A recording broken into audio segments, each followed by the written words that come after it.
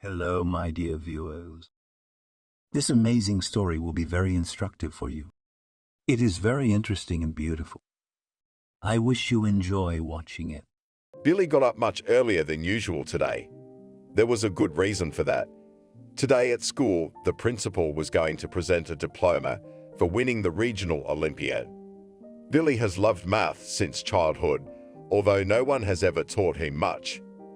When he was 6 years old, he learned to count and write letters on his own. At that time, he played for days on end with a neighbor girl, Elizabeth, who was a couple of years older than him. Billy often admired Elizabeth's primer and notebooks. Elizabeth liked it very much. She was proud that she had already gone to school and knew a lot of things. And Billy and his little sister Leslie still had a long way to go. Later, Billy went to school. He was very proud that he could read fluently and add on his fingers while his peers were just learning the letters of the alphabet. So he didn't have to spend a lot of time at home on lessons, and he had a lot of free time. Even then, he decided not to waste this time. He opened his primer and taught his little sister Leslie, who at that time was barely 4 years old. This year, Billy was already in 9th grade, when the question arose about who would go to the Math Olympiad. Lucy's teacher did not have to think long about Billy. Knowing Billy's family circumstances well, Lucy decided to take the whole process into her own hands. She paid for his trip to the regional center and back. Lucy had no doubt that Billy would live up to her expectations, and so it was. Yesterday afternoon, a message came from the district department saying that Billy had won first place and had scored the maximum number of points. Lucy congratulated Billy in front of everyone and asked everyone to call their parents tomorrow, where there would be a ceremonial presentation of awards to all the participants of the Olympiad and a tea party. Billy told his mother about it in the evening. His mother listened indifferently and went on with her work. She's tired today, but tomorrow she'll be in a good mood when the principal presents me with a diploma and her with a letter of thanks, Billy thought to himself. He finally finished styling his hair with gel, and he had shined his shoes the night before. By now, Leslie had already had time to iron his white shirt. "Thank you, sis. If I get the money with the diploma today, I'll buy you a chocolate bar," Billy said and kissed her on the forehead. "Now get ready yourself, or you'll be late because of me. And make sure you make a sandwich and eat it before you go out," he added like a caring brother. After the end of the third lesson, the teacher asked everyone to line up. Tables were already set up in the courtyard of the school, and dozens of parents were sitting there in anticipation. Lucy excitedly ran around the classrooms and urged everyone to get in line as quickly as possible. "Billy, are your parents here yet?" she asked. "Mom promised to come. Is she here yet?" Billy asked. "I haven't seen her yet," Lucy said, shrugged her shoulders, and turned away, sighing heavily. Her fellow literature teacher, Betty, was whispering in her ear. "Lucy, why traumatize the boy like that? I don't think we'll see Billy's mother or father. It'll be business as usual." "That's what I mean, and the child is a pity," Lucy said and sighed once again. The gala was declared open. The principal made a solemn speech and began to hand out certificates and gifts. Billy kept looking at his mother from the crowd. He believed that she was late and was about to come running. But his mother never showed up. The principal presented Billy with his diploma first. She praised him, called him the pride of the whole school. As Billy expected, the school administration had prepared a gift for Billy's mother, but Billy himself had to receive the gift from the principal's hands. Leslie stood in the opposite row and jumped up and down as her brother received his well-deserved awards. As soon as the lessons were over, Billy hurried home. He didn't find his mother or father at home. He was hungry, but the refrigerator at home was empty. Billy changed his clothes and prepared something to eat for the whole family. Just as he sat down at the table, the front door to the apartment opened, and he heard a familiar sobbing sound. "Leslie, is that you?" Billy asked. Leslie didn't answer and continued sobbing. Billy seemed to realize what was wrong and walked over to his little sister. As soon as she saw her brother, she immediately cried. There they are, behind our playground on the sidewalk. Billy understood without further explanation what he was talking about. He and Leslie didn't have much time. He looked at his watch and figured he had about 20 or 30 minutes to eat lunch himself and feed Leslie. Then he'd have to get his little sister and get out of the apartment right away. Okay, stop crying. I got it. I made some food, and it's gonna take you a while to change. So you'd better eat right away and we'll go, Billy said and ran to his room to gather all the necessary textbooks for tomorrow. He might have to spend the night at one of his friends or his grandmother's house tonight. He would deal with that later. While he was thinking about where to send Leslie and how to make sure she didn't have to spend the night tonight. In 10 minutes, Billy had already packed everything he needed. Leslie had time to change her clothes and wash the dishes behind her. Then they hurried to the exit. As they left the driveway, Leslie sobbed again and pointed toward a large road where a man and a woman were engaged in a strange activity. The man would take 2 or 3 steps and fall to the ground, and the woman would try to pick him up, but she was unsuccessful. Then she'd turn to persuasion. True, you can't hear what the mother says to the drunken father from here, but the content of the conversation is clear to their children. Billy took his sister's hand and hurried to get out of sight quickly before the drunken father saw him. The mother seemed to see them and discreetly made a gesture with her hand for them to hurry. They managed to quickly hide behind the bushes in the yard and from there watch what was happening. The father fell many more times until he reached the front door of the driveway. The mother would not calm down. Harvey, come on, it's just a little bit left to go home. You're strong, you can do it. Harvey, instead of getting to his apartment faster, said something inappropriate and even tried to sing some songs. From the outside, it seemed that this man's drunkenness only concerned his woman. Drunk Harvey didn't care about anything. He was fine. Even if he falls asleep somewhere under the fence, he has a caring and loving wife, Selena, who will find him and bring him home at any cost. And it doesn't matter that this whole picture causes their children great shame in front of their friends and peers in the yard. And it doesn't matter that this kind of care Selena has been unleashing on her husband for years now. And it does not matter that the son and daughter are completely left to themselves. But despite this, they have grown up to be amazingly diligent and intelligent children. And the fact that in the future neither their diligence nor their intelligence will save their well-being never bothers their parents. Billy and Leslie spent the rest of the day in the park behind the garages playing with their friends. Evening came, by which time all of their friends were starting to go home. Billy was embarrassed to once again ask one of them for a sleepover. He was thinking more about Leslie. He had 2 options: to take her to her grandmother's house, where she wouldn't make it to her first class tomorrow, or to leave her at home, where she didn't want to go and was already sobbing. Billy, as always, hoped for the best and chose the second option. When they got home, the mother was sitting on the balcony doing her usual thing. As soon as she saw her children, she quickly took both of them by the hands, led them into the kitchen, locked the door from the inside, and began to scold them in a whisper. "Where do you go all day long? Didn't I tell you to stay home from school? The neighborhood kids played for an hour and went home, but where have you been?" Selena glared menacingly at her children one by one. That she was mean, they realized without her scolding. Selena is always angry when she has to spend a long time searching the neighborhood for her husband Harvey and then dragging him home, coaxing him nearly unconscious. The kids realized this as early as lunchtime when they got home from school. More specifically, Billy had figured it out back at school, when his mother had failed to show up for the ceremonial lineup. He had hoped that at least at home, he would be able to present a gift from the principal and show off his diploma. But the situation at home does not change from year to year. He was sure that now no diploma and no gift would help Selena to become a little kinder and more attentive to her children. While the mother was reprimanding her children, a loud, incomprehensible voice came from the parents' bedroom.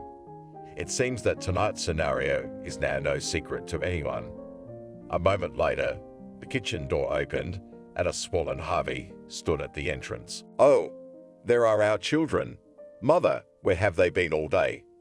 asked the drunken father.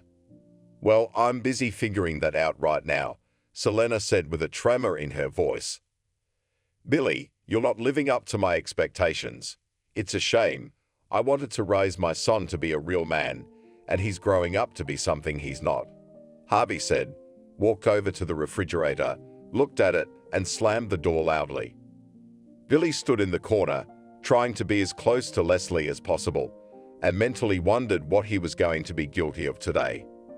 He went over all of his father's recent accusations this month, but his father's resourcefulness was ahead of his memory this time too. "You asked for a puppy. We got you a puppy. Where is he? Animals are a responsibility. And my son's responsibility is very bad. Otherwise, Mother, how do you explain that he couldn't even tame a dog?" Harvey said, setting himself up for an interminably long conversation about a puppy from 3 years ago. Billy was offended, and once again, he couldn't stand his emotions. "Daddy, you threw that puppy out of the balcony. I wanted to save him. I would have gotten him out. You wouldn't even let me pick him up on the ground. But you're still accusing me of killing our puppy. Don't you dare cross your father." Harvey pounded on the table, and then he continued his pointless monologue. "Mother, it's your upbringing. You see, your son is still a green kid, but he dares to teach his father. Dad, I'm telling it like it is. Why do you make up trivial excuses just to scold us?" Billy squeezed out all his resentment, but his mother immediately pulled him back and pushed him to the side, making him realize that the best tactic in this case was to silently tolerate and agree with his father. "Where are all the flowers?" Leslie wanted flowers. Her mother bought some and planted them in a pot. "You don't even know how to water 3 bushes properly." Now the father transferred his senseless claims to his daughter.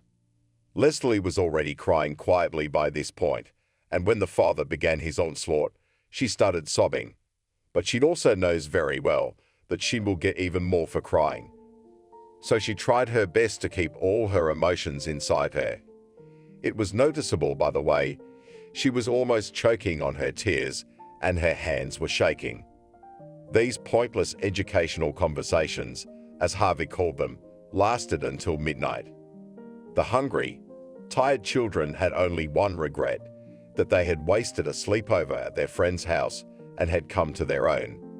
Selena occasionally backed up her husband's nonsensical accusations and busied herself on the balcony. Both Billy and Leslie are sure that if their mother had wanted to end this publicanization, she would have done so long ago. They all their conscious life cannot understand why the mother allows the drunken father constantly morally abuse their children and torment them with completely empty reproaches. There is still a childish naivety in them, thanks to which they both do not lose hope that someday Selena will stand up for their defense and all this nightmare will end. But Billy is 16 years old and Leslie is 13 years old, and they can't wait for that moment. 2 years have passed and Billy's graduation day is approaching. He is waiting for this day with excitement because he is graduating with a gold medal. Of course, at this celebration, he wants to see his parents, their pride and joy for their son. This time, Billy is sure that his father will definitely be happy about this achievement of his son, and everything will go differently. Finally, the day has come. Billy beautifully styled his hair with gel. Selena put on her best dress. Before the graduation, the father of the family did not drink for 3 days and was ready to participate in an important family event. The awarding of the gold medal was the key event of this celebration. At this moment, some were envious of the medalist Billy, some were genuinely happy. Harvey was happy too. It was noticeable by the fact that he was already drunk by the time the ceremonial part of the event began. The younger students showed their musical numbers, singing and dancing. Parents sat in the hall right behind the teachers. At the next performance of the younger pupils, one of the adults came on stage and started dancing with them. The hall immediately burst into laughter. Billy turned his head and could not believe his eyes. Harvey had once again surpassed his expectations and was dancing on the stage among the school children. He got up from his seat and ran to his mother, who only shrugged her shoulders and tried to calm her son down. Billy was ashamed of his father's behavior. The whole hall laughs at him, and he continues to dance in a drunken frenzy. After a while, Billy went up to his mother and said, "Mom, take your father home before he does something else. I tried, he won't. He wants to thank your teachers for you. We'll sit for a while and then we'll go," said Selena. Billy was now at peace. Dancing on stage wasn't all his father's talent. He might do something else before the end of the event. This isn't a restaurant where alumni and parents can let their emotions run wild. While everyone is still in school, the events are strictly supervised by the principal and all the teachers. No one is supposed to behave freely in this place. But Harvey doesn't seem to care about such rules.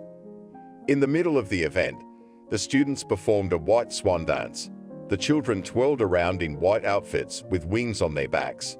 At this point, the audience in the auditorium became animated again. Harvey was creative again and literally dragged the literature teacher Betty to the white dance by force. She resented and resisted as much as she could, but Harvey was not going to back down. He forcefully dragged the teacher right to the center of the stage and began to twirl her in a white dance. Betty hid her face in shame in front of the students. Billy covered his eyes with his hands and wished he could fall under the ground right now and not come out until all this shame was over and erased from people's minds. Selena seemed to notice her son's embarrassment and headed for the stage as well. As she jostled with the dancing children, she tried to explain something to her husband and get him off the stage, but he roughly pushed her away. She fell right on the stage. Billy couldn't take it anymore and ran to his mother's aid. The school principal also ran to help. Thus, an innocent children's dance turned into one family's desperate struggle with the participation of educators. The school principal tried to explain to Harvey that it is not appropriate for a parent to behave like this in front of the children, but in response she heard foul language.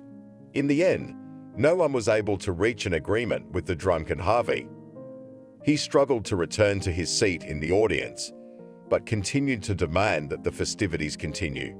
The brightest day that Billy had waited for all year became the worst day for him. For the rest of the event, Harvey took turns approaching the teachers, bragging about how he had raised such a smart son, hugging and kissing them. After the event was over, Harvey was no longer able to understand words or stand on his own 2 feet. He was taken out of the school auditorium with great difficulty, but he sat down in the yard near the main entrance and continued to talk incoherent nonsense. Next to him, as always, was Selena, so helpless and so driven by her husband's inadequate behavior. Billy watched what was happening from the window of his classroom and made a plan on how to escape unnoticed from the company of his classmates, who were going to move on to the celebration of their holiday. At that moment, his teacher Lucy entered the classroom. She immediately turned to Billy. "Billy, come with me," she said in a commanding tone. She usually called Billy by his first name, so this familiarity did not surprise Billy now. After all the teachers were now angry about his parents' behavior. Lucy led him to the principal's office. When he entered the principal's office, he saw that almost all of his teachers were sitting at the desk. Billy couldn't raise his eyes and face them out of shame. He stepped over the threshold into the office and stood guiltily in the corner where the closet stood. "Billy," the school principal addressed him. Billy continued to stand silent and stare at the floor. "Billy, from the very first days that you stepped into this school, you have been a diligent student. You mastered all subjects well and never upset your teachers with your behavior. Today's gold medal is your well-deserved achievement. We want to congratulate you once again on this success, and we are sure that in the future you will become an excellent specialist, and what is important, a man with a capital letter."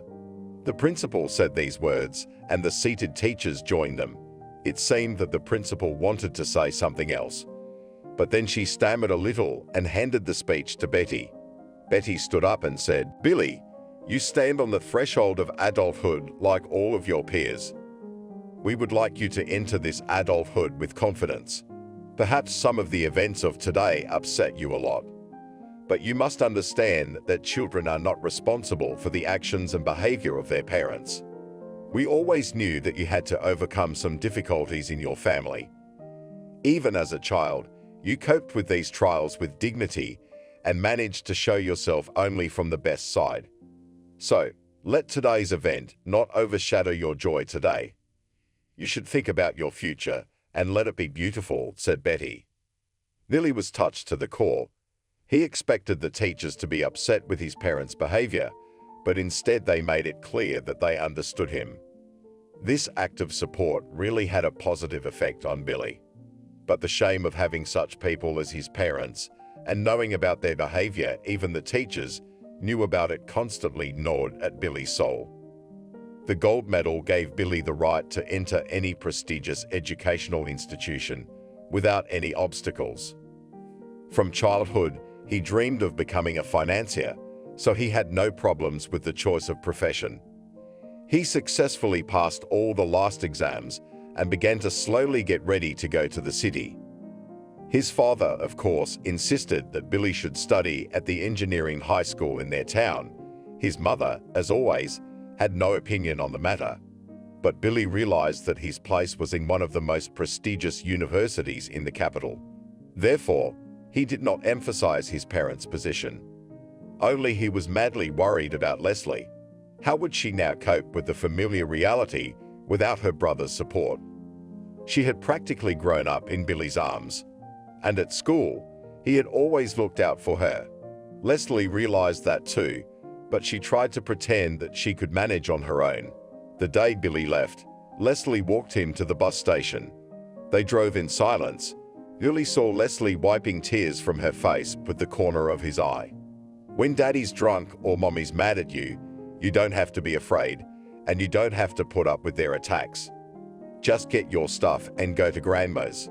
I told her everything again, even though she already knows everything. You're older now, you're more visible. Take care of yourself, and try not to spend the night at your friends' or girlfriends' houses. You'll be safer at Grandma's, Billy said. Leslie continued to sob and was no longer hiding her tears.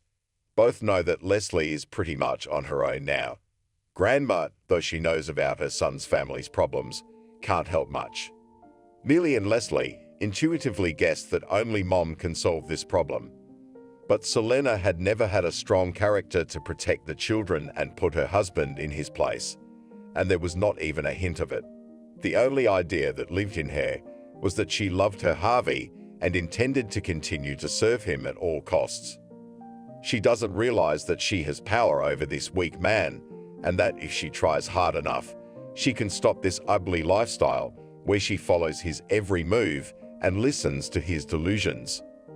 Even after almost 20 years of living together and the same duration of his drinking, Selena has not realized that it is useless to fall for the words and behavior of a drinking man. She persists in persuading her drunken husband not to swear in the street, to find the strength to somehow get home, not to get angry and hear her. She spends all her energy on this. She ends up feeling completely devastated. Inside herself, she left nothing for her children. All her care, warmth and tenderness was given to her husband, who didn't really need it all. That is why Leslie and Billy remember about their mother only her anger and nagging on every occasion. They are both not used to counting on her support and understanding. If Billy benefited from it, as he grew up a strong man, but for Leslie it turned out to be a tragedy. But while no one knows about it, Leslie is still just a teenager. Gather all your strength in your fist and be patient for just 3 years. I'll get a job as soon as I get into town. As soon as you graduate, you can go to school. If there's anything you need, write to me. I'll give you my address. And please be strong, Billy said and kissed his sister on the forehead goodbye. As soon as he arrived in the city, Billy applied to one of the prestigious universities. He was gladly accepted. He would study at the expense of the budget, and for the first time he could live in a dormitory. Having solved all these questions in a few days, Billy decided not to waste time and found a job at the nearest supermarket. He would be able to get his first paycheck before the school year started. He had already divided it. Half of it he would give to his mother to buy everything Leslie needed, and the other half he would leave for his own expenses. But the hardest part was Leslie. In the absence of her brother, she tried to find support from her mother. But Leslie suddenly found that her mother was like a stranger to her. There was no warmth between them, no attraction. This made her even more depressed. She remembers recently dreaming of having the same close relationship with her mother as all her friends. She compared her life to that of her friend Elizabeth. Elizabeth can tell her mother everything. She can even ask her to buy something and she does. They can even joke with their mom and their mom laughs. Elizabeth's mom is aware of all her secrets, and when she needs it, she gets support from her.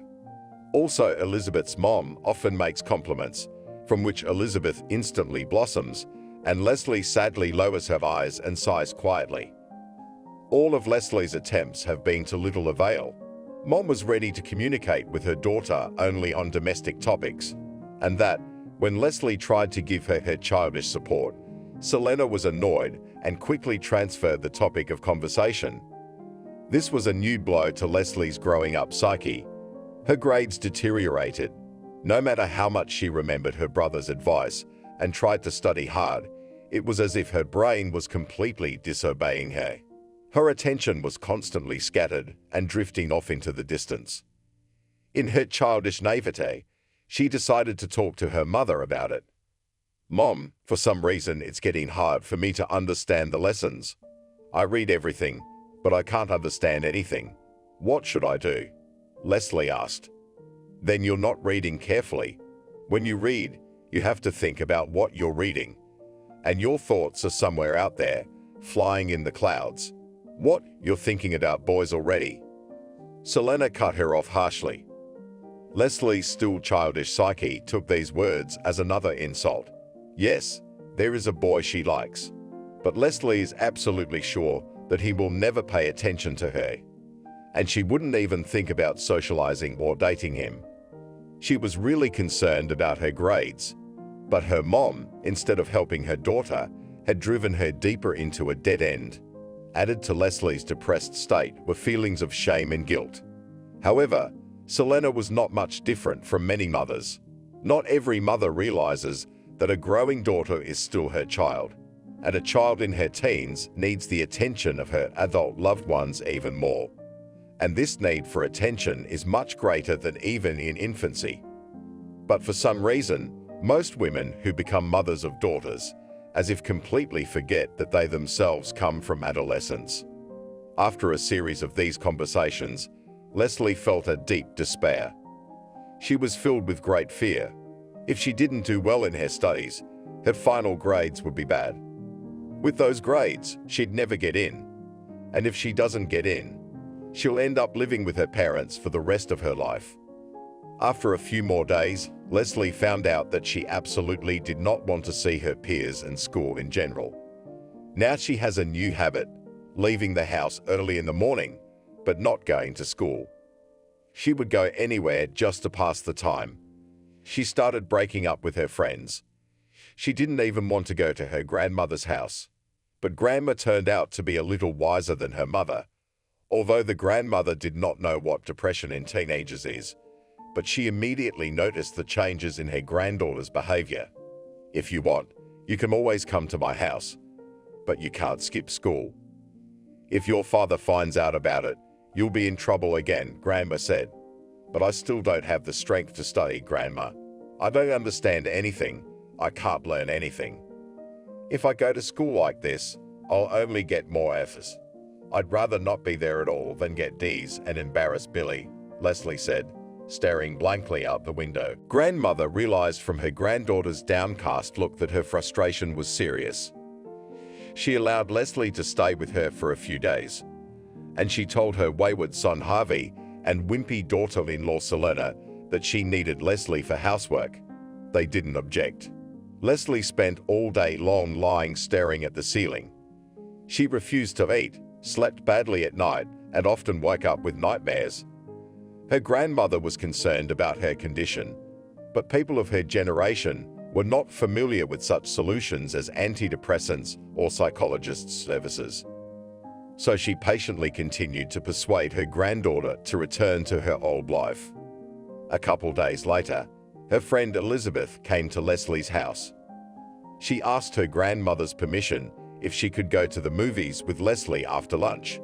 Grandma even got excited. Maybe that way Leslie could finally get out of this state. But Leslie was very indifferent to her friend's suggestion.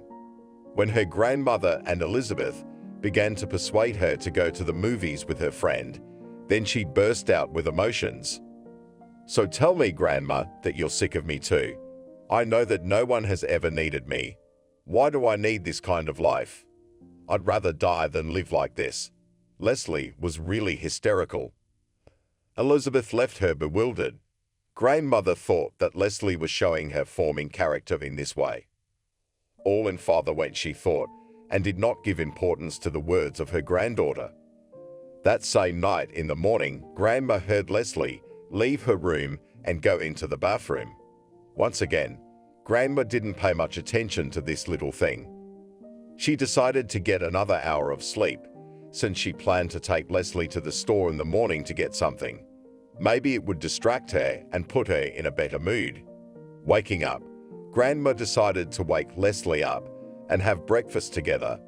When she opened the bedroom door, she didn't see her granddaughter there.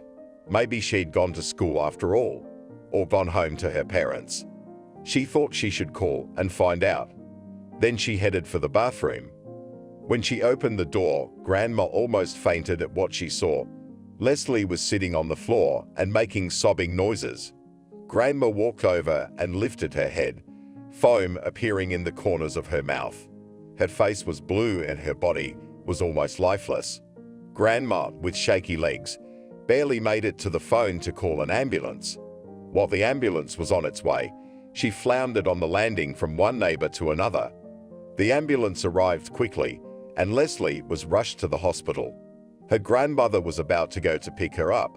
Only before she left, she remembered to call her son and daughter-in-law. No matter how many times she dialed, neither Selena nor Harvey picked up.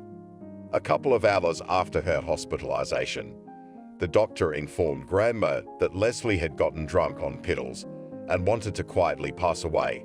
The grandmother clutched at her heart. The doctor advised her to immediately see a specialist, such as a psychologist. The grandmother, of course, did not understand what this specialist does and how to find him. The doctor also asked about Leslie's parents.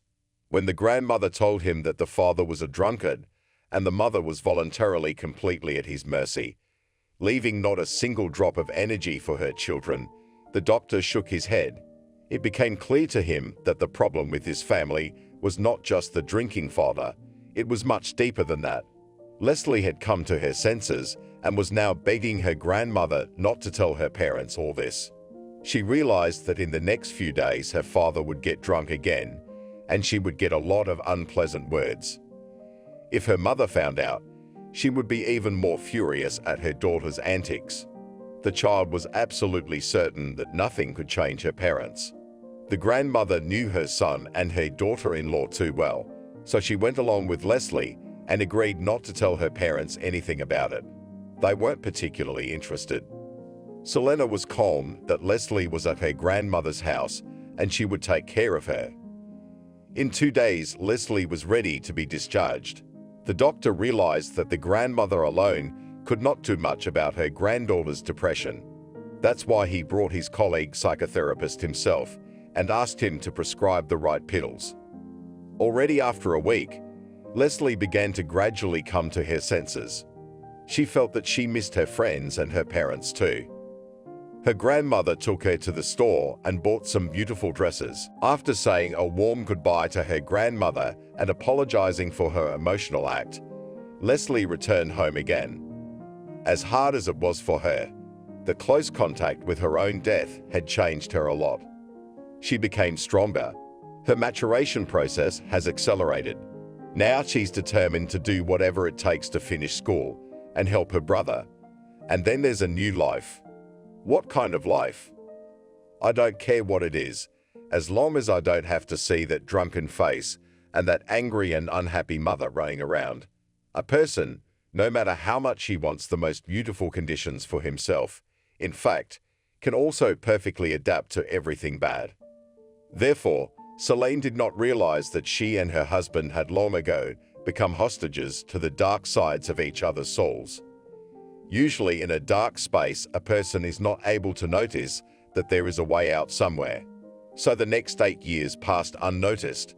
No fundamental changes in the life of Harvey and Selena did not happen, except for the fact that Selena is increasingly ill and sometimes cannot get out of bed for weeks. Leslie had long ago left for the city, went wherever she wanted to go, and finished her studies quite successfully.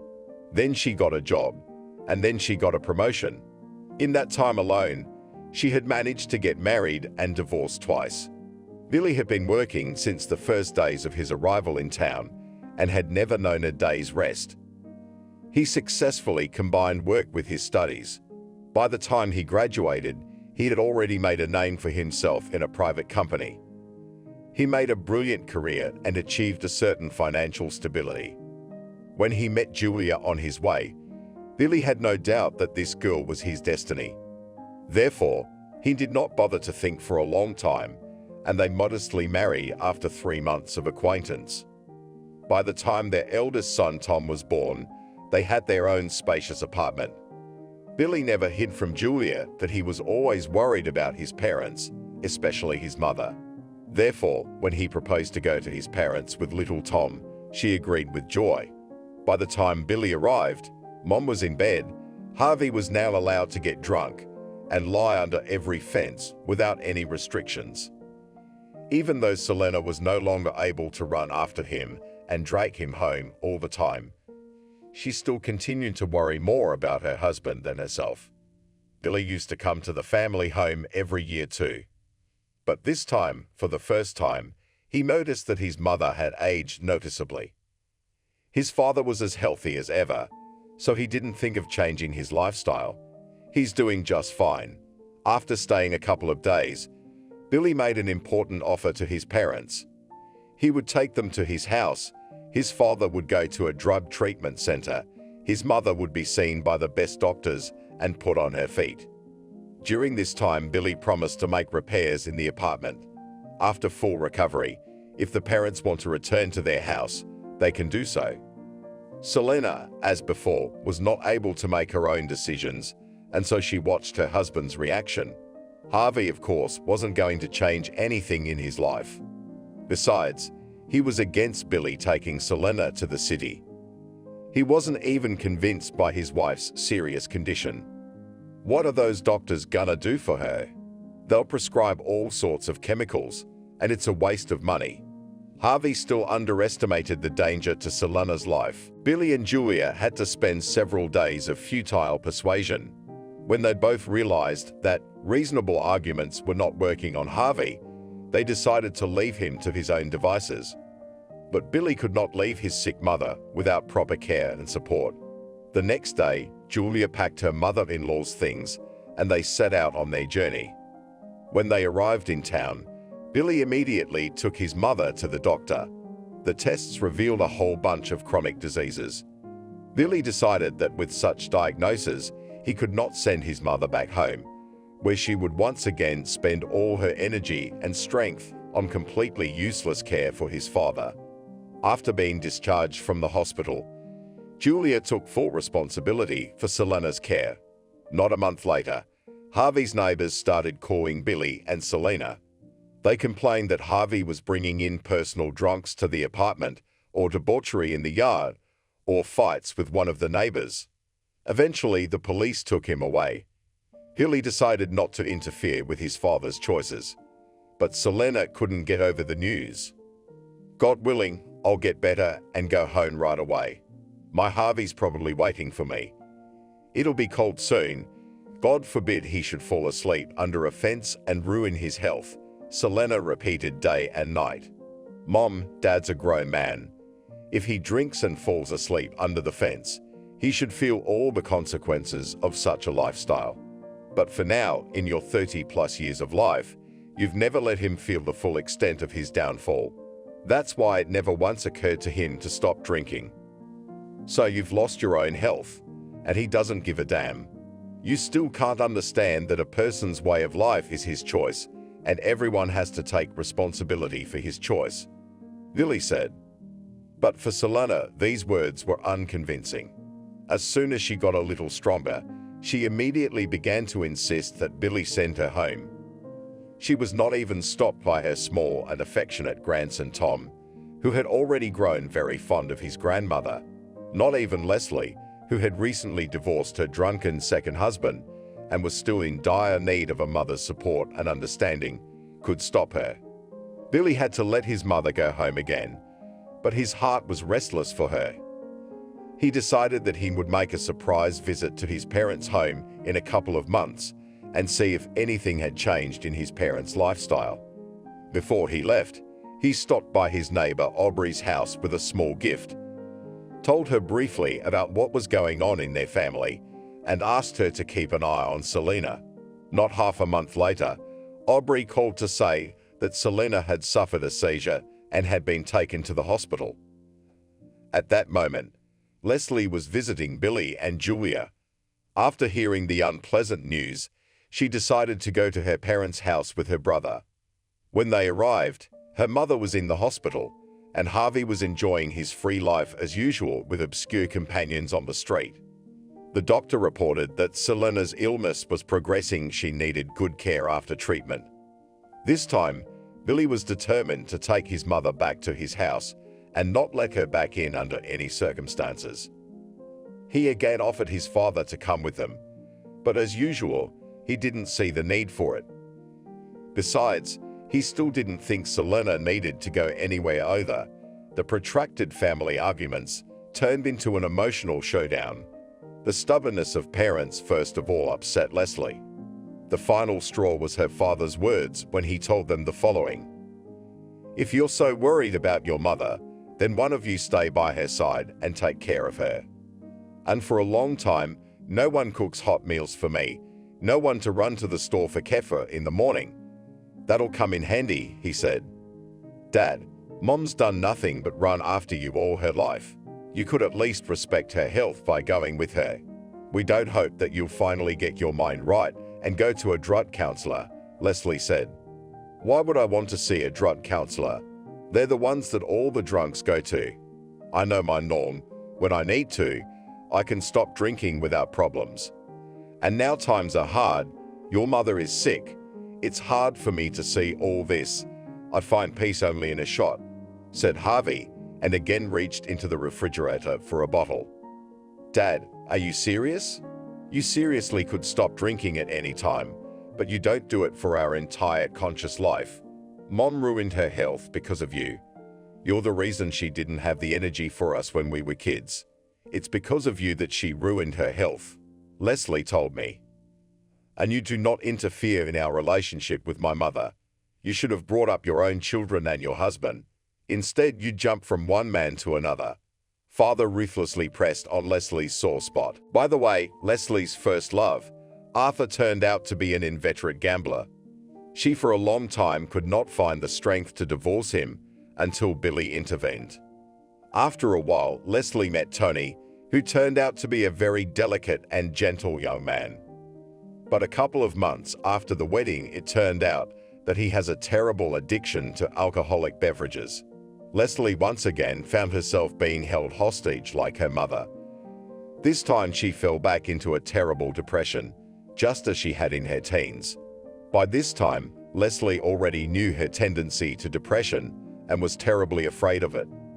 She had already read that through depression, a person's soul wants to tell them that they are on the wrong path. Leslie pulled herself together and realized that living with an alcoholic was clearly not what she wanted to spend her life on. Regardless, she filed for divorce from Tony. Billy and Julia supported her in this, as they knew this fate all too well. And now Leslie is already scared to start a new relationship. She is not sure that she will be able to choose a normal person without any heavy addictions. That's why she goes to a psychologist, and the psychologist pointed out the roots of her problems. In Leslie's inner world, there is no image of a happy family. She has an idea about the sacrifice of a woman and the boundless selfishness of a man. That's why she creates exactly this kind of relationship again and again. And now her father, who is the protagonist of her such fate, dares to accuse her of this.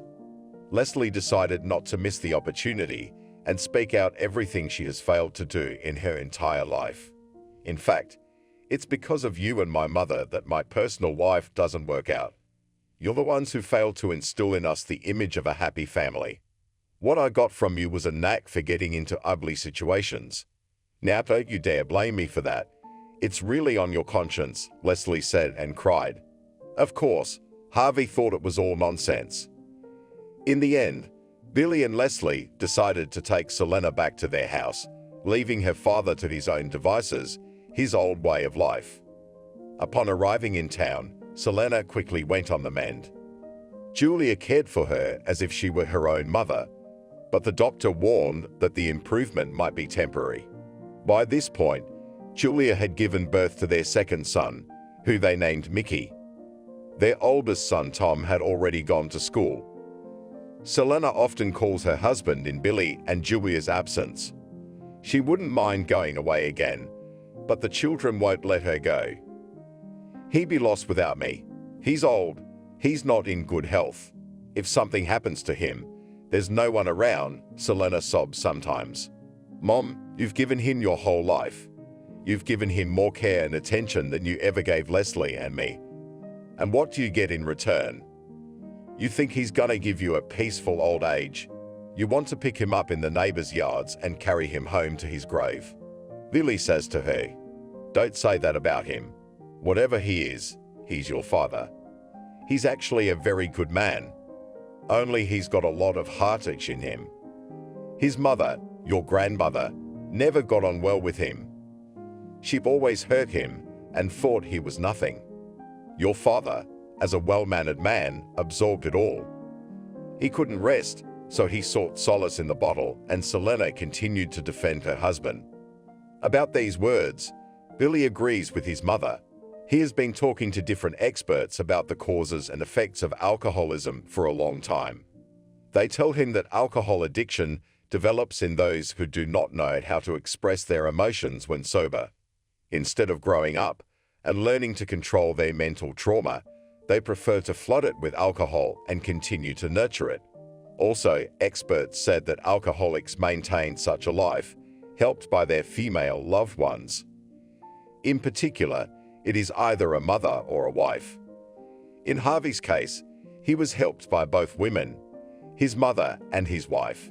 In order for an alcoholic to stop drinking, he must get out of this cycle and feel the consequences of his bad habit. In the end, Selena persuaded Billy to just go to his father and visit him.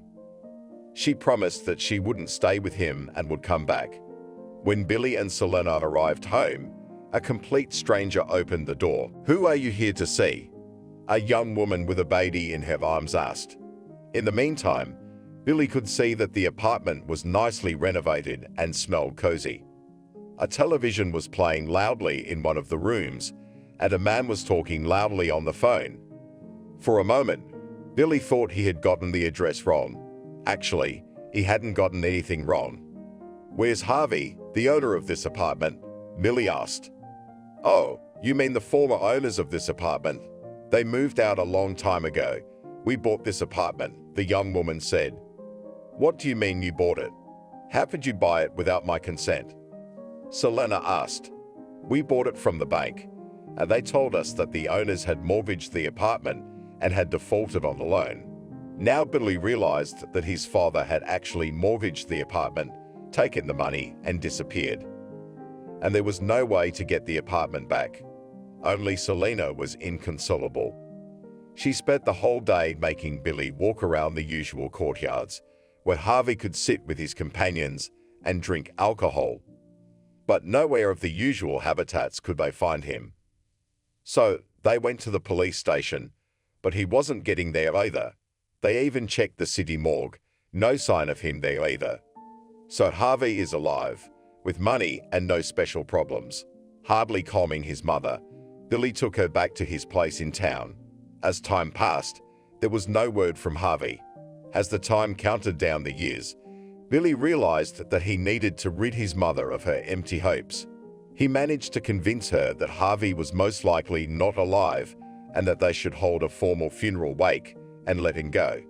By then, Selena herself was tired of waiting, so she agreed without much difficulty. After that, indeed, her life became easier afterward. She learned to enjoy life, pay attention to her grandchildren, and put her health first. Julia still took excellent care of her mother-in-law.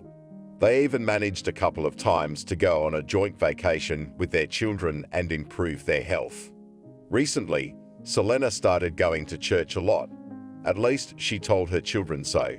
The children were not against it. On the contrary, supported her in it. Thankfully, the church was not far from home. One morning, Selena got ready to go to church again. A few minutes after she left, Julia realized she needed to go to the store. She picked up a large cart of groceries at the store and stood in line at the checkout looking out the window. Suddenly, she saw her mother-in-law walking by the store. Julia was surprised, for she had said she was going to church. But the church was just the other way around. Julia was curious. She paid at the store, went out and decided to follow her mother-in-law cautiously. At the nearest stop, her mother-in-law got into a cab and headed off in an unknown direction. Julia took a second cab and followed her. Stuck in traffic and circling the city, the cab arrived at the outskirts of the city. You could say that these places are considered slums. There are old houses, garbage everywhere, and heating pipes behind them. Selena let the cab go and went straight to the heating pipes. Julia kept up with her, but didn't catch her eye. Passing through the narrow yards, Selena came to a group of homeless people sitting near the heat pipe around a fire. It was the perfect place for the homeless to safely survive the winter. But why had Selena come here across town? Julia decided to creep closer. What was her surprise when she found a painfully familiar face in the company of the homeless? It was Harvey. She and Selena greeted each other warmly, sat down with them, laid out their gifts on a table of old crates, and talked animatedly with them. Now Julia realized that her mother-in-law probably didn't go to church. She had somehow found her beloved husband, who had taken a considerable sum of money from the bank and was wandering around freely. Apparently, she was afraid of Billy and Leslie's anger, so she didn't tell them anything about it.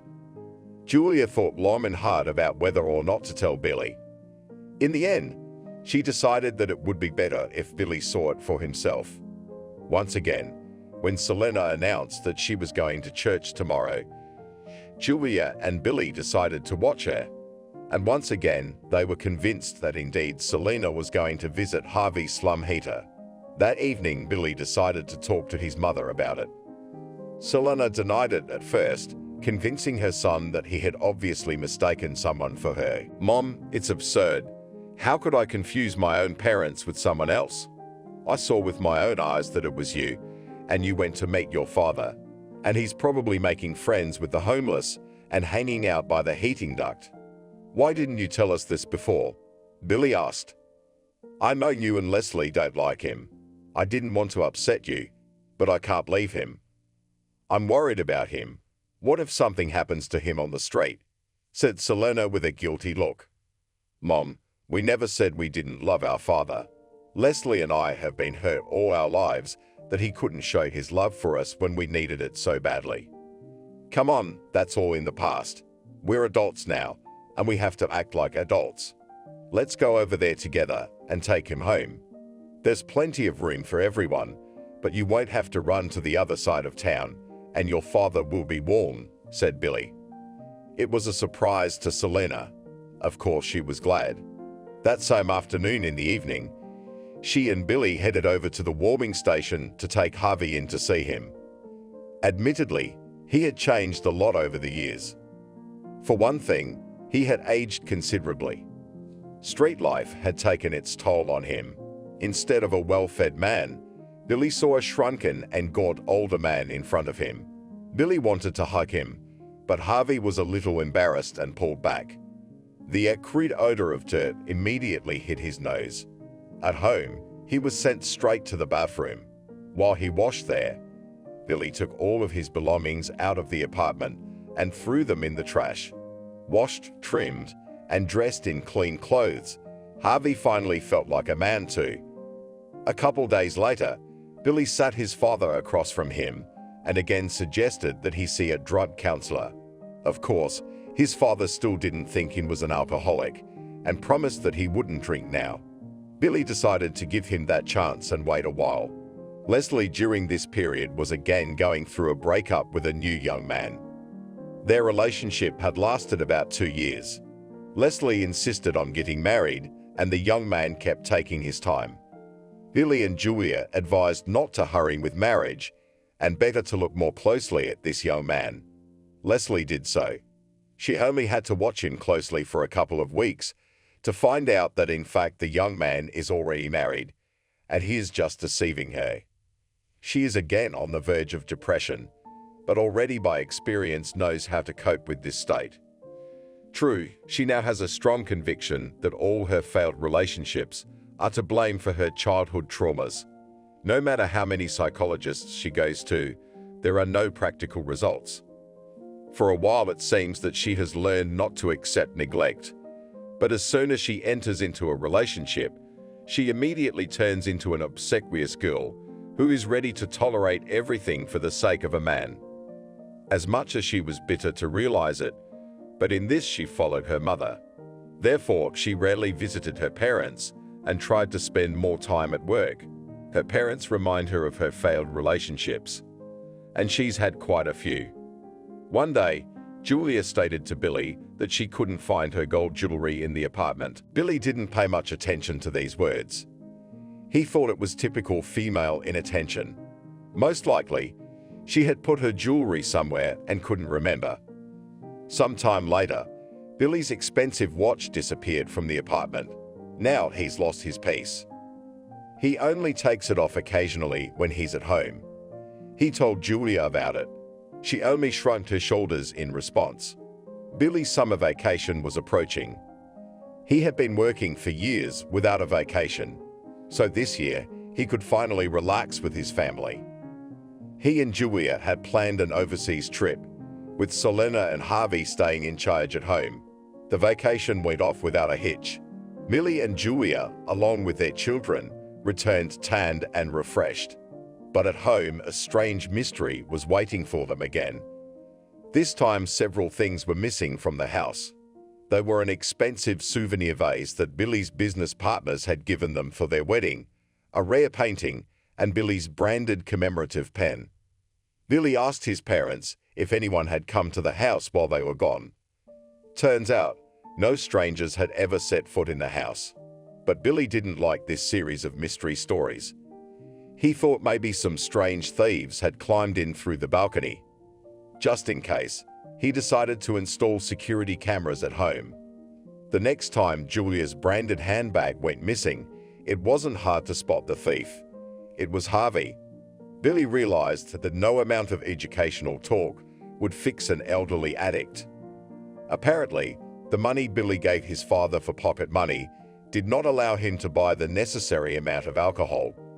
Billy thought about it, consulted with knowledgeable people, and made a decision.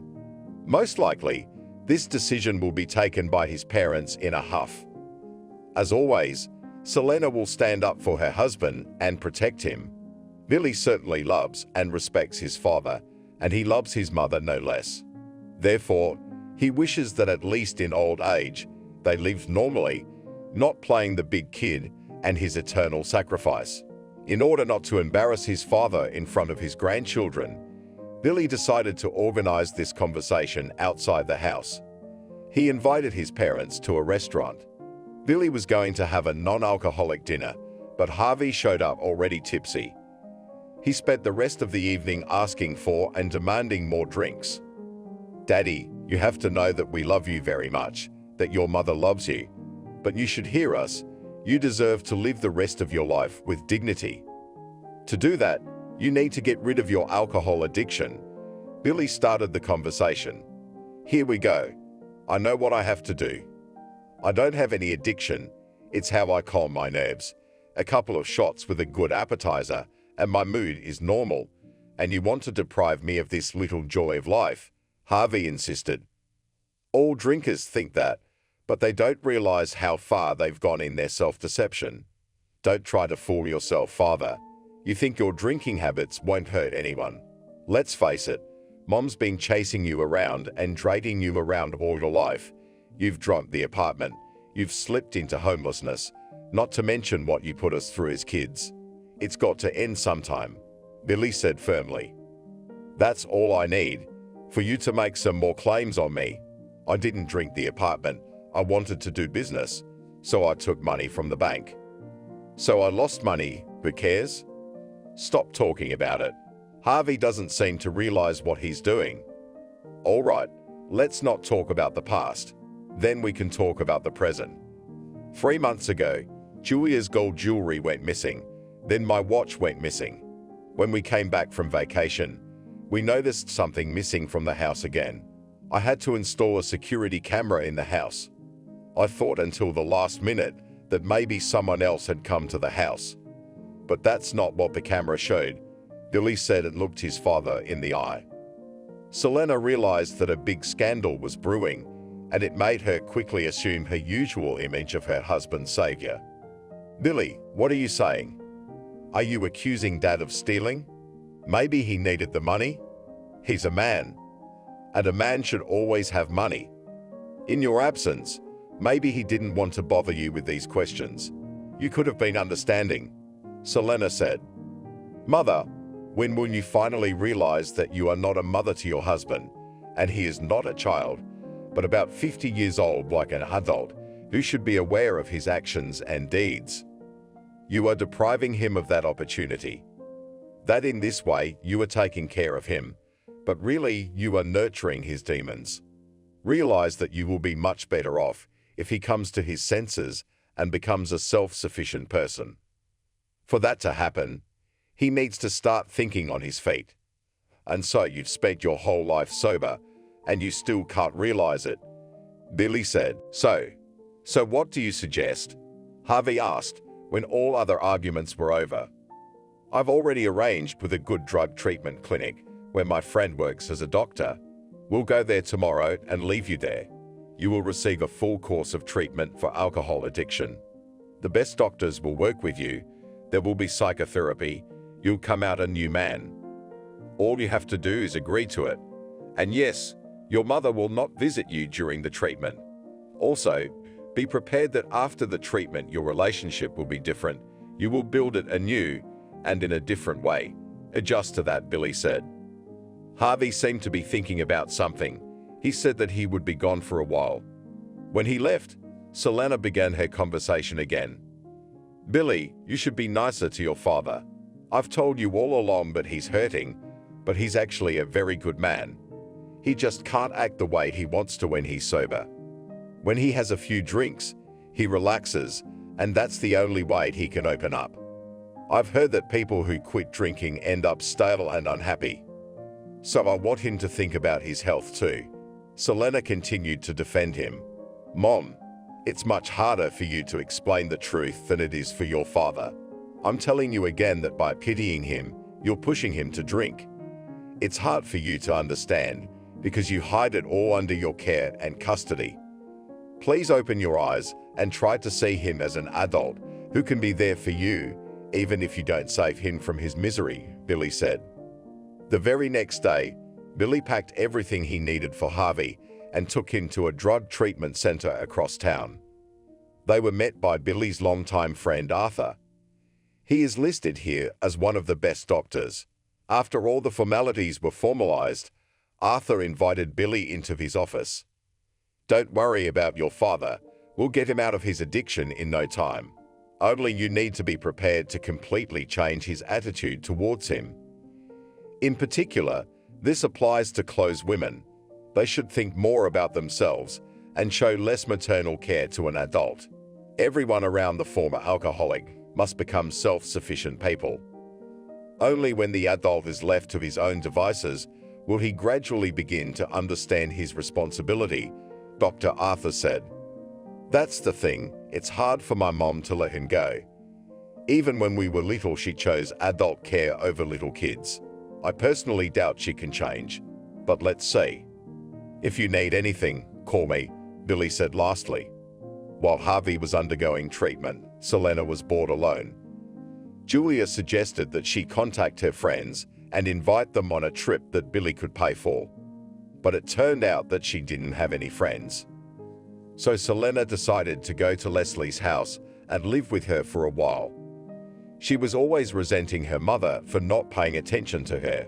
Now it was time to have a heart-to-heart talk and make up for lost time. Leslie gladly accepted the decision. That same evening, she took her mother to her house. After a series of failures, Leslie decided to take a break in her zeal to build a new relationship and is now fully committed to work. She is an architect by profession. Recently, on the advice of her brother, she opened her own small company and is actively engaged in its promotion. When Leslie was at work, her mother opened the refrigerator door and found that there was almost nothing edible in there. A couple of bottles with incomprehensible mixtures, a lot of greens, and different spices. Selena decided to really show some motherly concern. She went to the nearest supermarket and bought a lot of different foods. In the evening, a puffy pie with filling and homemade dumplings were ready for Leslie's arrival. Selena hoped that she and her daughter would have dinner together and have heart-to-heart conversations. She had spent the entire day picking up warm words she had never said to her daughter. Let her finally feel loved, she thought. In the evening, looking at the table set, Leslie gave it some thought and declared, "Mom, you go ahead and eat and don't mind me. I prefer a little different food," she said, and started to prepare dinner for herself. By dinner, Leslie meant a couple slices of dark bread, a big mound of chopped vegetables and herbs, drizzled with olive oil. That was it. Selena was horrified by the whole thing. What kind of food is this? Daughter, you must have seen all those skinny girls who are always dieting and eating nothing but grass. You don't need to lose weight.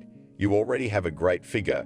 You'd better eat some dumplings, a piece of pie, and in the morning I'll make you some pancakes, Selena said. Mom, what does my figure have to do with it? I have a rare disease that manifests itself as an intolerance to anything containing white flour and dairy products. You just didn't know it before. I gave up pies, dumplings, pancakes, cakes, and everything else for 10 years. If you eat a lot of them, people have an increased tendency to become depressed. I've been down that road. I don't want to go back to it, said Leslie. The dinner together, although it took place, left some residue in the souls of both mother and daughter. The next weekend, Leslie decided to go shopping for her mother. They spent the whole day shopping and choosing outfits. And then it turned out that the tastes of mother and daughter do not coincide. If Leslie suggested something to her mother, she didn't like it. What the mother chose for her daughter did not suit her at all. After a few days, Selena decided to abandon her vain attempts to get closer to her daughter. It turned out that she was already a formed person with her own habits and lifestyle. One more free day, Selena decided to pass with a walk in the nearest park. There she met a woman of her own age with Sarah. The women talked about their fates and families. The next day, Sarah invited Selena to visit. It turned out that she has a son who works as a doctor and takes care of his mother. But his personal life is not getting better, sighed Sarah at the table. I have him quiet and calm, never liked the free way of life, one lover. He falls in love with one girl and is ready to give his life for her, even if she is a bitch. The last one was a bitch, and she gave him a lot of shit. Oh, I don't know what the final straw was, but I guess she betrayed my son. That's it, Sarah said of her son. Selena had a bright idea at that moment. Why not introduce this promising young doctor to Leslie? I wonder how she would feel about that. And Sarah was in favor with both hands. She promised to talk to her son tonight and let Selena know tomorrow. When Leslie came out of her office that evening, she was accosted by some respectable man with a bouquet in his hands. He kept claiming that the flowers were for her. It seemed to Leslie that this was a regular pickup artist who thought he had come up with a very original way to meet a girl. That's why she didn't believe the man's words. My name is Oliver. I work in a private practice as a surgeon. I think you thought I was some kind of a bum who only picks up girls on the street, Oliver smiled. Leslie was a little calmer now, but the flowers for a strange girl continued to embarrass her. Oliver turned out to be a calm but persistent man. He barely managed to convince Leslie to go out for coffee together. It was over coffee that they got to know each other better. At home, Selena waited for her daughter to tell her about the new acquaintance. Of course, she didn't tell her daughter that she was trying to fix her personal life behind her back. She would have taken it in stride anyway. But Leslie didn't tell her mom. Oliver now called and texted Leslie every day. She did not always find time to talk to him, but she did not refuse attention. After a while, Oliver proposed to Leslie to date and call themselves a couple. By this time, Leslie had a very positive image of Oliver in her head, so she agreed. But Leslie didn't tell her mother about it. Selena heard everything from Sarah's lips. She was glad that the mothers had managed to bring their children together. These days, Harvey is being discharged from drug treatment. Selena looked forward to that day. She was almost speechless when she saw her completely changed husband. Instead of a scruffy big egomaniac, a pleasant and tidy gentleman with rosy cheeks stood before her. The family that evening had a traditional dinner together, where Leslie was also present. Everyone was pleased. The next day, when Billy was sitting in his office, he was told that an elderly man had come to see him. He thought it was one of his business partners. He asked to invite the man into his office. A minute later, the office door opened and Harvey walked in. Billy obviously didn't expect such a surprise from his father. "Billy, my son, you will forgive me for almost all my life never taking an interest in your life. And now I see what a decent man you've become through your own efforts. I'm proud of you, son." The father hugged his son. "Dad, let's put the past in the past. At least I've grown up to be a real man." "You just take care of your mom now," Billy said. "That's what I wanted to talk to you about. Son, I'm an old man, and I haven't done anything serious in a long time. That's why I came to you for help. Help me find a suitable job, or at least take me on as a security guard. That's a job I can handle. I promise I won't let you down," Harvey said. Billy liked that idea. His father was healthy now, so he could keep himself busy with some simple labor. Not thinking long, Billy called one of his business partners and he accepted Harvey as a security guard for the production area. Harvey was happy to get to work. Only Selena was different now. She is often moody, sometimes complaining to her son that Julia doesn't love her. Sometimes she cries for no reason. Billy understood that the change in his mother's behavior is due to the fact that now she has no one else to save, and she wasn't used to living for herself. No matter how many hobbies Billy offered, Selena refused. Julia didn't understand it either and tried to find a hobby for her mother-in-law, but it was all in vain. Harvey enthusiastically performed his official duties. He looked forward to the day when he would receive his first paycheck. On his way home and back, he never missed a store to find some original gift for Selena. But Selena was now growing colder to him day by day. On one such day, Selena's recent friend, Sarah, invited them to visit. She had set a fancy table, and Oliver was somewhere passing the time with Leslie. The women cooed about their own things, Harvey tending to them delicately. "Harvey, don't you think the ladies are getting bored in your company? Why don't you give us a party? Would you please go get a bottle of wine for the ladies?" Sarah said coquettishly. Selena perked up and said, "Oh, he'd better not go off on his own after his treatment. Maybe we shouldn't tempt him," she said thoughtfully. "I think Harvey is a man of will. You can see it in his manly look. So Selena, don't worry, your Harvey won't upset you, will he?" Sarah looked at him questioningly. Admittedly, it was the first time Harvey met such an attitude to himself. Sarah immediately put him in a certain position, where he must fulfill the whims of ladies, but himself to remain a man of will. And so it happened. Sarah and Selena drank a bottle of wine for two, and Harvey limited himself to delicate courtship of them. That said, he had not been tempted to join them. Oliver and Leslie, on the other hand, had been going at it these days. Oliver had been swamped with work lately. As a good surgeon, he's in great demand in the medical community. He's often invited for consultations and complex surgeries. These events can last for hours, during which time Oliver is unavailable for calls. After a series of such unavailability, Leslie had the thought in her head that this relationship might not work out either. What she didn't realize was that it was just a shadow of her past that continued to haunt her. The shadow had transformed itself into the image of another woman, and every time, she convinced Leslie that Oliver had another woman on the side that he was devoting his time to. Leslie wanted to tell him her concerns, but she was afraid that he might respond in the affirmative. How could she live with that? So she decided to silently ignore Oliver and try to switch back to her work. Oliver couldn't understand what was going on with her lover. Having experienced betrayal in a previous relationship, he also thought that maybe she had met someone else and couldn't say it directly. So their relationship stopped for a while. But Leslie realized that she was already used to Oliver and she felt good around him. To take away the heartache, now she cries again in the psychologist's office.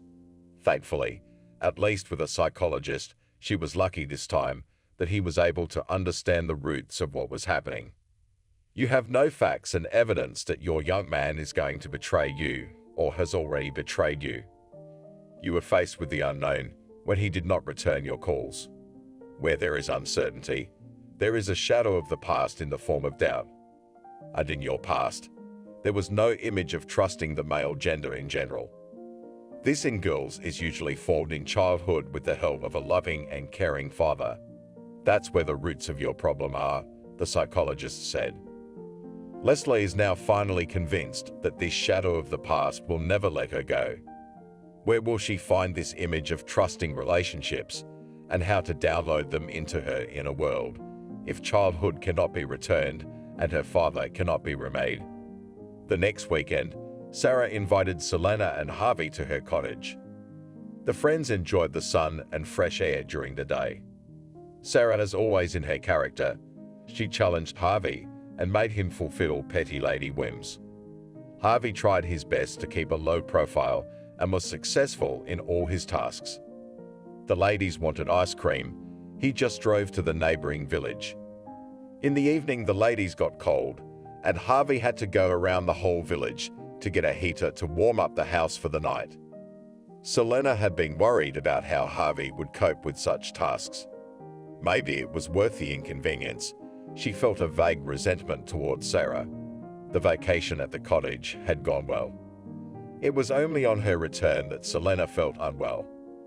Her blood pressure was high and her heart was racing. The housemates thought it was because of the unusual activity, but the hardest part began at night. She fell into an incomprehensible foggy state, but did not tell the children about it, so as not to disturb them. Toward morning, she decided to go to the kitchen and drink some water. But after taking a couple steps into the living room, she fainted with a rumble. Billy and Julia quickly ran to her aid and called an ambulance. As the ambulance arrived, something strange continued to happen to Selena. Her body grew cold, her eyeballs rolled back, and her face turned dark blue. Billy realized that he was losing his mother in his hands. He went into a panic. Along with them, so did Harvey. Only Julia diligently continued to check her mother-in-law's pulse and perform indirect heart massage. The ambulance barely made it across the threshold of the apartment. The doctor on duty ordered to take the woman to the hospital immediately. An hour later, the doctor informed Billy that Selena had suffered a massive stroke. Now the doctors were fighting to save her life. Billy and Harvey kept watch under the windows of the intensive care unit day and night, but there was no good news. Julia tried to stay close to Leslie and support her. Leslie cried all the time. She had been convinced all her life that there would be beautiful days when she could fully enjoy a mother's love. She'd worked toward it, digging deeper into herself each time with the help of her. Admittedly, it was the first time Harvey met such an attitude to himself. Sarah immediately put him in a certain position, where he must fulfill the whims of ladies, but himself to remain a man of will. And so it happened. Sarah and Selena drank a bottle of wine for two, and Harvey limited himself to delicate courtship of them. That said, he had not been tempted to join them. Oliver and Leslie, on the other hand, had been going at it these days. Oliver had been swamped with work lately. As a good surgeon, he's in great demand in the medical community. He's often invited for consultations and complex surgeries. These events can last for hours, during which time Oliver is unavailable for calls. After a series of such unavailability, Leslie had the thought in her head that this relationship might not work out either. What she didn't realize was that it was just a shadow of her past that continued to haunt her. The shadow had transformed itself into the image of another woman, and every time, she convinced Leslie that Oliver had another woman on the side that he was devoting his time to. Leslie wanted to tell him her concerns, but she was afraid that he might respond in the affirmative. How could she live with that? So she decided to silently ignore Oliver and try to switch back to her work. Oliver couldn't understand what was going on with her lover. Having experienced betrayal in a previous relationship, he also thought that maybe she had met someone else and couldn't say it directly. So their relationship stopped for a while. But Leslie realized that she was already used to Oliver and she felt good around him. To take away the heartache, now she cries again in the psychologist's office. Thankfully, at least with a psychologist, she was lucky this time that he was able to understand the roots of what was happening. You have no facts and evidence that your young man is going to betray you or has already betrayed you. You were faced with the unknown when he did not return your calls. Where there is uncertainty, there is a shadow of the past in the form of doubt. And in your past, there was no image of trusting the male gender in general. This in girls is usually formed in childhood with the help of a loving and caring father. That's where the roots of your problem are, the psychologist said. Leslie is now finally convinced that this shadow of the past will never let her go.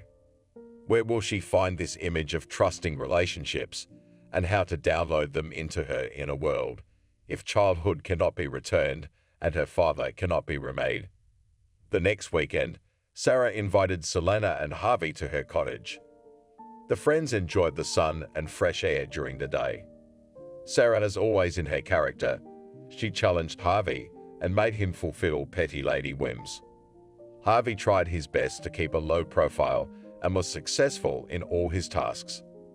The ladies wanted ice cream. He just drove to the neighboring village. In the evening, the ladies got cold, and Harvey had to go around the whole village to get a heater to warm up the house for the night. Selena had been worried about how Harvey would cope with such tasks. Maybe it was worth the inconvenience. She felt a vague resentment towards Sarah. The vacation at the cottage had gone well. It was only on her return that Selena felt unwell. Her blood pressure was high and her heart was racing. The housemates thought it was because of the unusual activity, but the hardest part began at night. She fell into an incomprehensible foggy state, but did not tell the children about it, so as not to disturb them.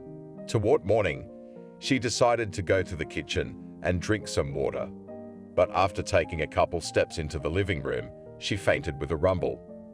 Billy and Julia quickly ran to her aid and called an ambulance. As the ambulance arrived, Something strange continued to happen to Selena. Her body grew cold, her eyeballs rolled back, and her face turned dark blue. Billy realized that he was losing his mother in his hands. He went into a panic. Along with them, so did Harvey. Only Julia diligently continued to check her mother-in-law's pulse and perform indirect heart massage. The ambulance barely made it across the threshold of the apartment. The doctor on duty ordered to take the woman to the hospital immediately. An hour later, the doctor informed Billy that Selena had suffered a massive stroke. Now the doctors were fighting to save her life. Billy and Harvey kept watch under the windows of the intensive care unit day and night, but there was no good news. Julia tried to stay close to Leslie and support her. Leslie cried all the time. She had been convinced all her life that there would be beautiful days when she could fully enjoy a mother's love. She'd worked toward it, digging deeper into herself each time with the help of a psychologist. She was on her way to finding the strength to forgive her parents for her childhood offenses and finally build a warm adult relationship with them. She realized that without this, she would not be able to achieve personal happiness.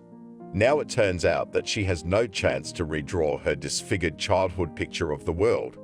5 days later, the doctor regretfully informed her that Selena could not be saved.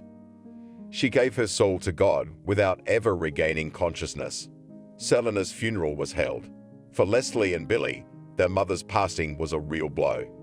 While Leslie regretted her unrealized love for her mother, Billy felt guilt for not being able to keep his mother safe. Harvey felt bitterness in his soul, but from all strength kept himself in control, so as not to snap into drunkenness. The real support for the family was Sarah. She had an amazing way of finding the right words for each member of the family. Harvey, hang in there. And don't feel sorry for yourself. Selena has given you the best of herself. You should be a pillar of strength for your children and grandchildren out of gratitude to her. Billy, you've shown yourself to be a model of a decent son. Selena had so many good things to say about you in her lifetime. I am sure her soul is pleased with your care. Don't beat yourself up. Man is not God. He has no power over the life and death of his loved ones. Let your mother go and let her sleep in peace. You've done your duty as a son to the fullest. Leslie, you have your whole life ahead of you. You're gonna have your own family and your own kids, and they're gonna be your outlet. Don't let this grief eat away at your already wounded soul. Let go of your mother and strive for your future. These were the words Sarah spoke to the grief-stricken family members. Turns out, time really does heal everything, and what it doesn't heal, it makes less painful. After a while, Harvey's family began to adjust to life without Selena. Harvey himself continued to work. He wasn't even going back to drinking. Today, he received his paycheck and thought about who of his loved ones would be pleased with what. He liked shopping and the process of choosing something nice for his loved ones. And it was good that he had already managed to buy Selena several times pleasant little things. A purse, a neckerchief, or perfume. True, Selena never used them. Instead of joy, she wailed to her husband, "I wish you'd bought something for the grandchildren or for the table. Why do I have to go to all this trouble? You're wasting your money," she said. And when she and Selena visited Sarah or went out together, money flew out of her purse like the wind. She'd order flowers for the table just to make it pretty, and then she'd want music for the atmosphere. Harvey never knew what challenges he would have to take on. Now Harvey remembers those days with warmth in his soul. In the evening after work today, he wanted to surprise Leslie. He bought a box of chocolates at the store and waited for her in the entryway of her apartment. And Leslie was intentionally staying out until midnight tonight. Oliver had been calling her for a few days now, asking to see her. Sarah, of course, told him that Leslie had lost her mother and was heartbroken. She advised her son to stay close to Leslie and try to find a way to approach her. Oliver himself wouldn't mind restoring their relationship, as he'd also realized how used to Leslie he was and didn't want to lose her at all. Only Leslie was being stubborn. She ignored his calls when he came to her office. She asked her assistant to inform Oliver of her absence. Today, Leslie thought it was more likely that Oliver would be guiding her in the driveway. By now, she'd already decided that there was no happy relationship in her life, so there was no point in feeding Oliver false hopes. He was a good man, and it was better to forget her now and start building other, promising relationships with a girl who didn't have such deep childhood traumas. So after work, she gathered all her girlfriends and went to rest. Harvey waited a couple hours, then went home. The next day, he decided to visit Leslie right at the workplace. He had recently seen Billy's office and was extremely city for his son, and Leslie is also developing her own business, and her father has never been interested in the details. Today, he decided to make up for that missing page of his life. When someone knocked on the office door, Leslie was annoyed. She doesn't like to be distracted by the smallest of things. But apparently, her assistant is not in place and will have to accept the unexpected guest. "Come in," Leslie said. "All the more reason for you to come in," Leslie mumbled to herself. She was extremely surprised to see Harvey on the threshold of her office. "Daddy, what are you doing here? How did you find me?" Leslie asked. "And I was just walking down the street and asked passers-by where to find a hard-working girl, Leslie. It turned out everyone knows where Leslie works all day long," said the father. "And who works hard? To him and the candy," said Harvey, and took out of his bag a box of candy. "Dad, you surprise me. Who'd put you up to this?"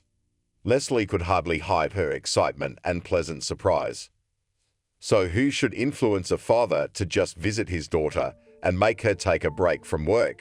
said Harvey. "Thanks, Dad. Well, as you can see, this is where my office is. I am the most important person here. I have 4 specialists working under me. We work all day long to turn simple houses and apartments into works of art. Different people come to us and ask us to organize their space so that they're dwelling every day pleasing to their eyes. And we are happy to do it," said Leslie proudly. "Do you get tired of it all, or do you like it?" asked my father. "In general, I really enjoy interior design. That's why I can work 16 or 20 hours a day. That's when I get really tired," Leslie said. "And I'm proud of you, daughter. It takes talent to be able to do this kind of work. And even talent alone is no guarantee. It takes character to achieve something. Then you can count on the realization of talent. And you, I see, have successfully coped with this task. So you have both talent and character. That's why I'm proud of you," Harvey said. "Daddy, thank you. It means a lot to me," said Leslie, not hiding her sincere joy. By this time, she had already eaten one candy after another. "Tell me, what winds brought you here? How are you doing at work?" Leslie asked. "At work I'm fine.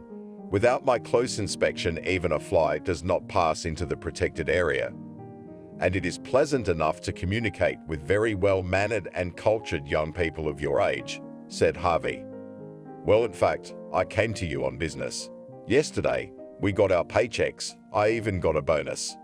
Today, I decided to do something nice for my daughter," said Harvey, then took his old wallet out of his pocket, took out some bills, and put them in front of Leslie.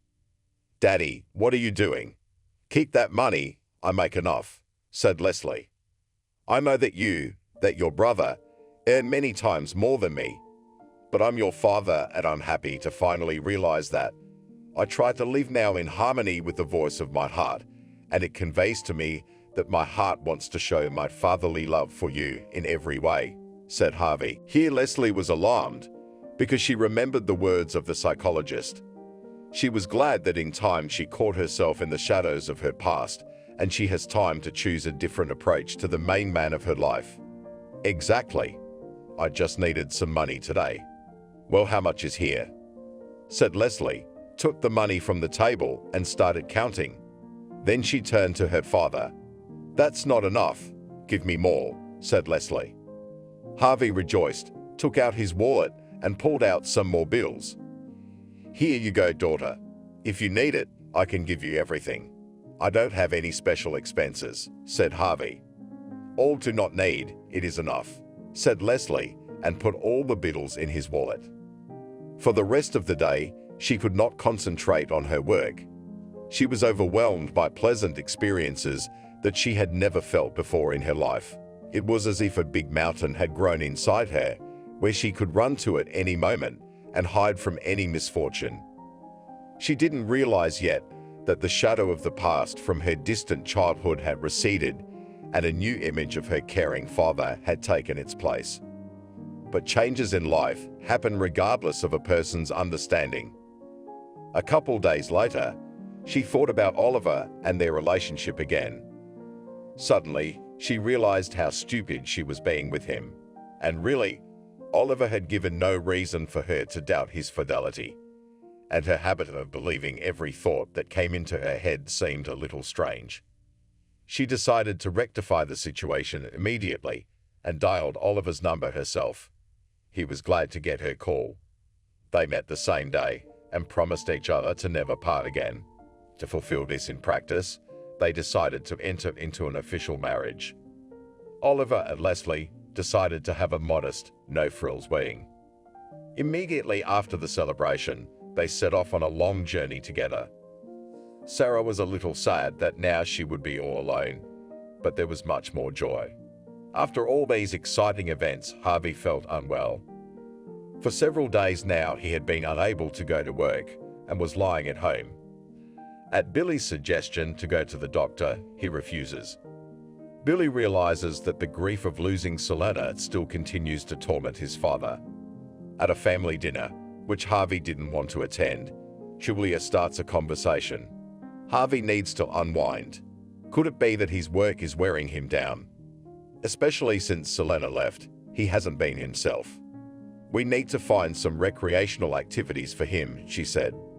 "What kind of recreation can there be when he's approaching 70? He should just enjoy a vacation, but he doesn't want that either," said Billy. "And we have seen that when Grandpa talks to Grandma Sarah, he becomes cheerful and kind," said Tom, Billy's eldest son. Billy and Julia looked at each other and both froze in thought. Then Mickey decided to speak his mind. "Why shouldn't she be our grandmother? We have no grandmother now, and she has no grandchildren, but she is very kind." Mickey put the question to him. "Well, that's a question Grandma Casey and Grandpa Harvey have to decide for themselves," said Billy. "Dad, you said yourself that grandparents become like children. Maybe they're afraid or embarrassed to tell you. You just suggest it to them, like you suggest us to do something, and maybe they'll like it," Mickey said, and felt incredibly proud of his ingenuity.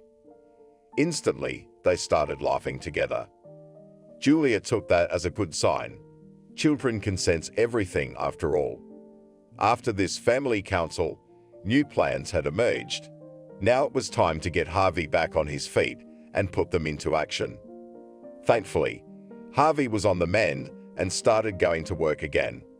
One day, Billy invited his father to a nearby pub to watch soccer together. When both were in high spirits from the victory of their favorite team, Billy started a conversation.